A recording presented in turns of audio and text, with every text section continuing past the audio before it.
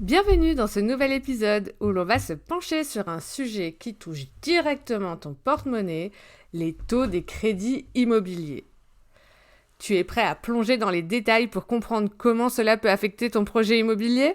Alors c'est parti. On va commencer par un voyage dans le temps. Imagine que tu empruntes 200 000 euros sur 20 ans. En 1992, c'était possible avec un taux de 9%. Tes mensualités s'élèvent alors à 1 799 euros et ton crédit va te coûter 231 868 euros. Incroyable, non? Alors qu'en 2019, avec un taux de 1,4%, tout change. La mensualité est de 932 euros et le coût total tombe à 23 759 euros. Ça te montre l'énorme impact des taux d'intérêt sur ton budget et ta capacité d'emprunt. Pour que ce soit encore plus parlant pour toi, en 1992, pour emprunter 200 000 euros, tu devais avoir un salaire de 5 290 euros mensuels contre 2 741 en 2019. On est d'accord, c'est pas pareil. On va voir un peu plus en détail comment fonctionne justement ce prêt immobilier. Comprendre le prêt immobilier, c'est essentiel. Il existe deux types de prêts, le prêt immobilier et le prêt à la consommation. Entre ces deux prêts, il y a trois grandes différences. La première, c'est la durée du prêt. Le prêt à la consommation est maximum sur 5 ans, contre 30 ans pour un prêt immobilier. Donc tu vas pouvoir emprunter beaucoup plus via un prêt immobilier que via un prêt à la consommation. La deuxième grande différence, c'est le coût du prêt. Les taux des prêts à la consommation sont plus élevés que ceux du prêt immobilier. Et pour finir, le montant emprunté. Du côté des prêts à la consommation, c'est au maximum 75 000 euros. Pour les prêts immobiliers, il n'y a pas de maximum. Les prêts immobiliers sont des prêts affectés, c'est-à-dire exclusivement réservés à l'achat d'un bien immobilier et à ses travaux. Par le biais d'un prêt à la consommation, par contre, tu peux financer tout ce que tu souhaites. Regardons d'un peu plus près comment fonctionnent les intérêts. Ils sont calculés sur le capital restant dû. Donc, au début, dans ta mensualité de prêt, tu vas payer plus d'intérêts et moins de capital. Mais à la fin de ton prêt, tu vas rembourser quasiment que du capital. Tu peux le voir très simplement sur ton tableau d'amortissement. Comment se composent les mensualités? Alors, on va prendre un exemple concret. Sur un prêt de 550 000 euros sur 12 ans à un taux de 3,8%, chaque mois, tu payes une part d'intérêt et une part de capital. Au début, les intérêts dominent. Tu vas rembourser chaque mois quasiment 1 700 euros d'intérêt et le reste sera du capital. Mais à la fin, c'est le capital qui va dominer. La dernière année, tu ne payeras chaque mois que 100 euros d'intérêt. Ta mensualité, par contre, elle reste la même. C'est vraiment juste la part d'intérêt et la part de capital qui va évoluer au fil du temps.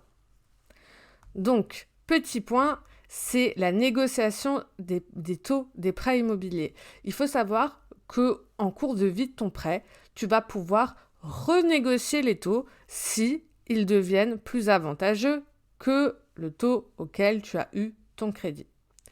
Renégocier ton prêt va être judicieux, mais surtout en début de période. Parce que c'est là que tu payes le plus d'intérêt. À la fin de ton prêt, l'économie réalisée, elle va être moins importante, voire nulle, ou peut-être même que tu vas perdre de l'argent, alors que le taux d'intérêt va être plus faible. Ce qu'il faut aussi que tu comprennes, c'est qu'au cœur de tout ce système, il y a les banques centrales. Les taux ne sont pas fixés par ta banque, mais par les banques centrales.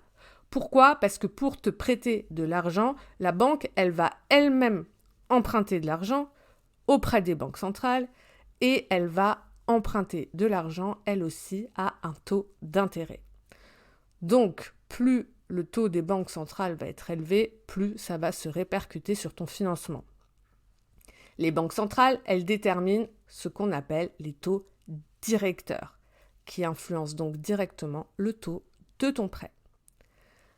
Les décisions d'augmenter ou de baisser ces taux directeurs sont basées sur des indicateurs économiques tels que l'inflation, le chômage, la croissance, etc. On va regarder d'un peu plus près l'inflation et son influence sur les taux d'intérêt parce que c'est ce qui nous a surtout impacté ces dernières années. L'inflation, elle joue un rôle clé. Si elle grimpe trop vite, les banques centrales peuvent augmenter les taux pour freiner l'économie. Tu pourras moins prêter, donc moins dépenser, et c'est un moyen pour les banques centrales de te forcer à économiser. Au contraire, quand l'économie a besoin d'un petit coup de pouce, elles vont baisser les taux pour faciliter l'accès aux prêts à tous et donc les dépenses. Aujourd'hui, les banques centrales annoncent une baisse des taux pour 2024.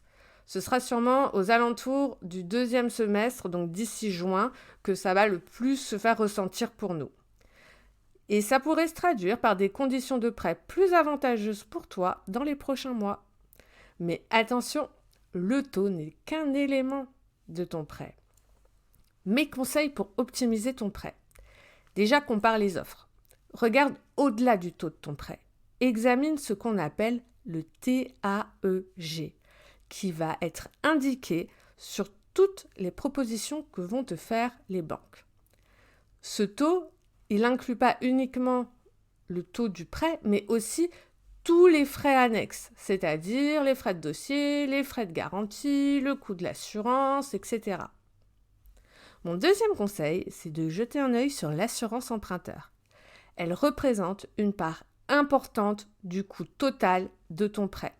Et tu n'es pas obligé de prendre l'assurance que ta banque te propose. Mon quatrième conseil, c'est d'anticiper les frais annexes. La majorité des banques vont aujourd'hui te financer uniquement le prix du bien et des travaux, donc prévois un apport suffisant pour payer les frais. Et pour finir, pense sur le long terme. Une bonne affaire se fait à l'achat. Si tu as une bonne opportunité, ne te focalise pas sur le taux d'intérêt. Tu pourras toujours le renégocier plus tard, alors que ta bonne affaire te sera passée sous le nez. Et voilà, on arrive au terme de notre épopée dans le monde des taux du crédit immobilier. J'espère que cet épisode t'a aidé à y voir un peu plus clair et à prendre les meilleures décisions pour tes projets. N'oublie pas de laisser un avis sur ta plateforme d'écoute préférée, ça m'encourage à continuer à te proposer ce type de contenu et aide le podcast à être mieux référencé. Je te souhaite une très bonne journée, après-midi, nuit et te dis à bientôt!